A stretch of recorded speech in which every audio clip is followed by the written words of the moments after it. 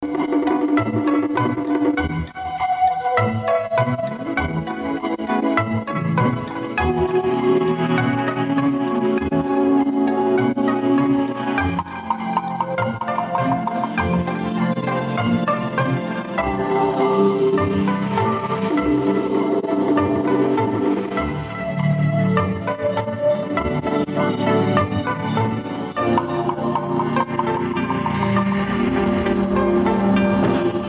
hello. My name's Simon Bonsai, and I'd like to welcome you to our short film introducing you to the wonderful, wonderful world of bonsai. Now, the aim of us making this film, well, twofold really. We love our bonsai. We think it's a truly wonderful, wonderful hobby. It's relaxing, it's creative, as well as being healthy and green. And for those of you possibly who've been thinking about taking up bonsai as a hobby, we're hoping this will be the final thing that will push you and encourage you to take it up and grow and create your bonsais of your own. But possibly for those who already dabble in bonsai, maybe it'll give you some hints and some ideas of how you can enlarge your bonsai collection. Now then, the word bonsai itself, what is it? Well, maybe I'd better explain. It's a Japanese word, bon meaning tree or plant, and zai meaning a dish or a container.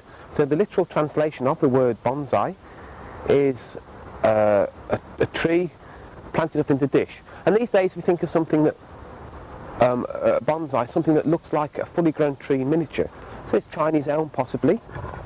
If you look at it, and in your mind's eye you can imagine that it's a fully grown tree, 40, 50 foot high. Then it's starting to look like a good bonsai.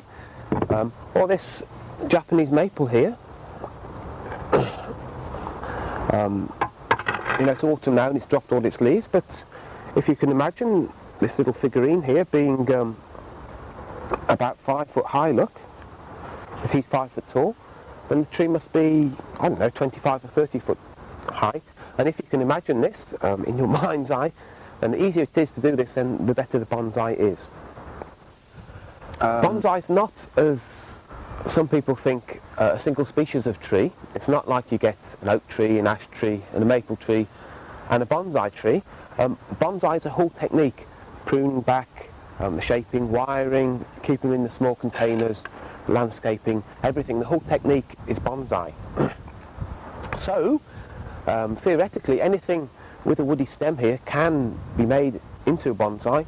Any tree, bush, shrub, even climbers like ivy, succulents like the money tree, can theoretically be made into a bonsai.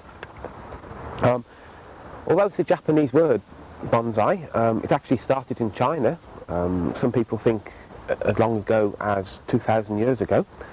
And there's records, tapestries, paintings, writings and pots dating back to about 700 AD. It spread to Japan in about the 14th century and came to this country, Great Britain, in beginning of this century.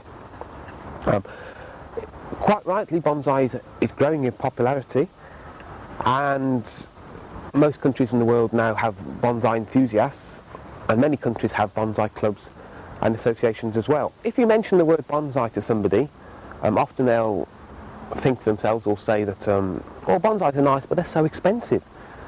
And the reason bonsais can be expensive to buy is the time that somebody's put into them. I mean, if you're buying a 10 or a 12-year-old bonsai like this, somebody's been caring for it and looking after it for that period of time. Well, you have to pay for that time, don't you? You have to pay for them, the effort that they've put into it.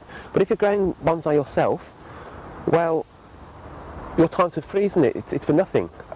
And you can actually create bonsai for nothing at all. If you're growing them yourselves, to produce a nice bonsai, it needn't cost you anything at all. You can grow bonsais for free. Now, the second thing that people often say when they're mentioning the word bonsai is that it's too difficult. Well, bonsais are nice, but it's far too difficult for me. I could never do anything like that. And, well, it's not true, you know. To keep a bonsai alive, it's just common sense, basic horticultural skills, remembering to water them, keeping them in the right place and feeding them and this sort of thing. 99% common sense.